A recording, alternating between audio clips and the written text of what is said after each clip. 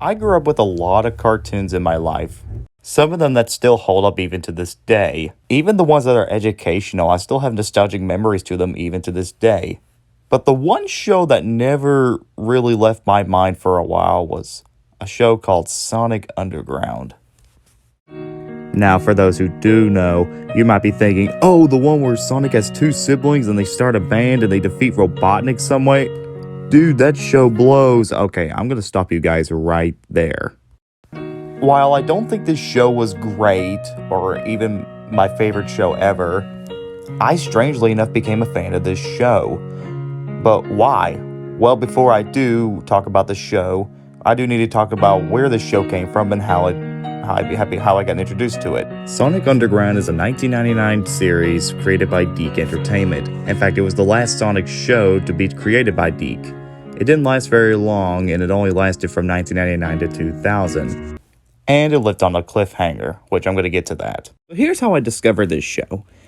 I remember my family and I taking me on a trip to Gatlinburg for a Christmas parade. My family and I stopped at the Walmart and we decided to go rent some movies at the Red Box, which we only rented 2 movies. Impy's Island, which sucked by the way, and a DVD compilation of the Super Mario Bros. Super Show. After the show ended up showing a few trailers. The Legend of Zelda trailer, I think there was one for Sid the Science Kid, and of course there was the Heathcliff trailer. But the one that stuck me out the most was this. Triplets born, the throne awaits. A seer warns of a deadly fate. Give up your children, separate. Bide your time, lie in wait. Sonic Underground, Sonic Underground. They made a vow their mother will be found. Holy smokes, as a little kid, this was amazing. Sonic was one of the biggest video game characters at the time, and this is the show that kind of introduced me to Sonic, so I was kind of really excited to see what this character can bring me or how this show can introduce me to him. Some time went past, and when I came back to the Red Box, they actually had a Sonic Underground DVD called The Secret of the Chaos Emerald. I rented it, watched it, and fell in love with those episodes. So it actually kind of wanted me to watch more. However, as time would go on, I noticed how very little episodes there were. There were only 40 episodes, and this show never actually got a finale. It ended on a cliffhanger, which really pissed me off as a kid, and I just kind of avoided the show for a while. Okay, back onto the show. Well, I don't think it's the greatest thing ever, and I do think it does have its problems. I think this show deserves a little bit more credit than what it's given. So here's what I'm going to do. I'm going to give you guys 5 reasons as to why I think Sonic Underground is underrated. And yes, before anybody says anything, I have seen that other show called Sonic X, which I will talk a video on at some point in the near future. But for now, here are my 5 reasons. Number 1, the narrative. Sonic Underground surprisingly has a really strong narrative to me, but that's probably because I can relate to it a little bit more. Sonic Underground does teaches you about sticking together, family, how siblings can learn from each other and bond with each other in ways. The show sticks to the story pretty well, and the morals are very well put together.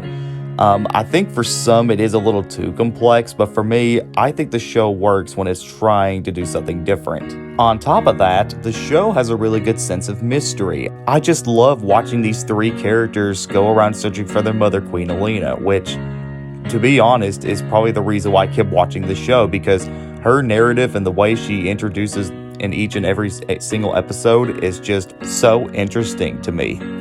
Number 2, the animation. The animation is not great, I will admit. Sometimes there are some animation errors, and yeah, sometimes the backgrounds look a little too flat. But if you really think about it, the animation for this show actually looks pretty decent for the time. I think the backgrounds look fine, although they are a little generic. Some of the movements are pretty solid. Sometimes the show can look good in some areas. For example, some of these backgrounds around these castles and the city and Robotropolis, it looks pretty gigantic and really interesting. It's got such a unique style. So While I don't think the animation is perfect, it's like some people were trying to make the show look good, even if some of it doesn't look great. Number 3.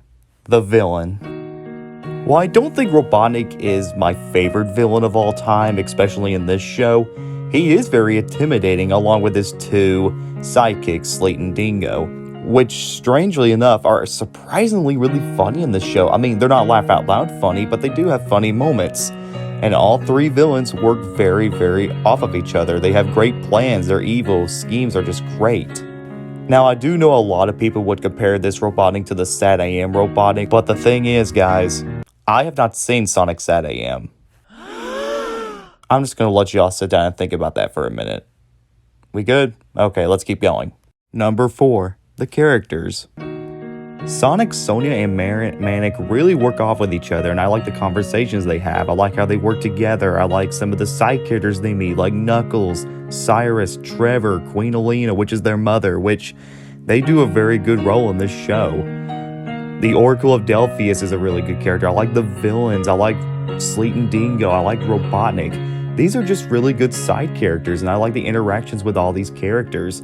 I mean, they're not emotionally deep or anything, but you could tell the voice actors that are playing them are actually trying to fit these characters, and these characters have a really important role. And for my 5th and final reason, some of the songs. Now, when I say that, I don't mean every single song. Some of the songs are very cringeful. Songs like Being a Kid is Cool, Fun in the Sun, Things Aren't Always What They Seem.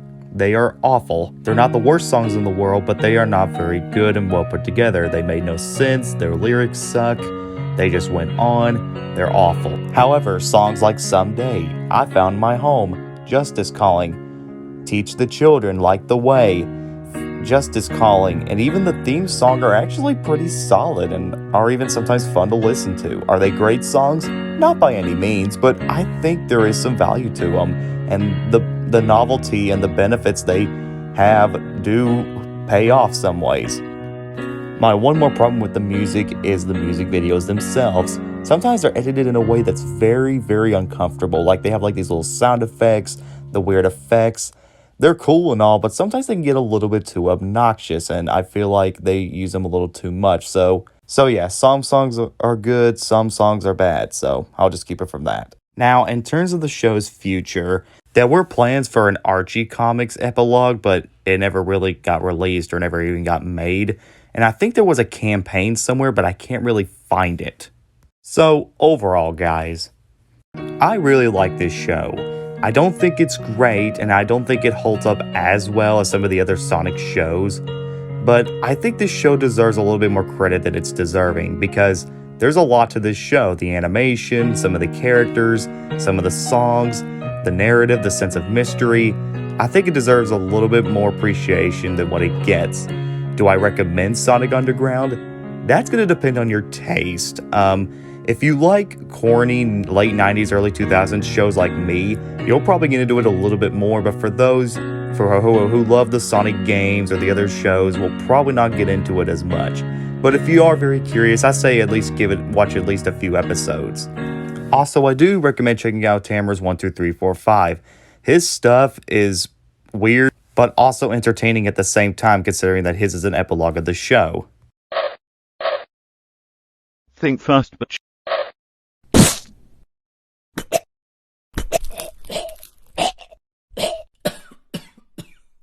That just happened.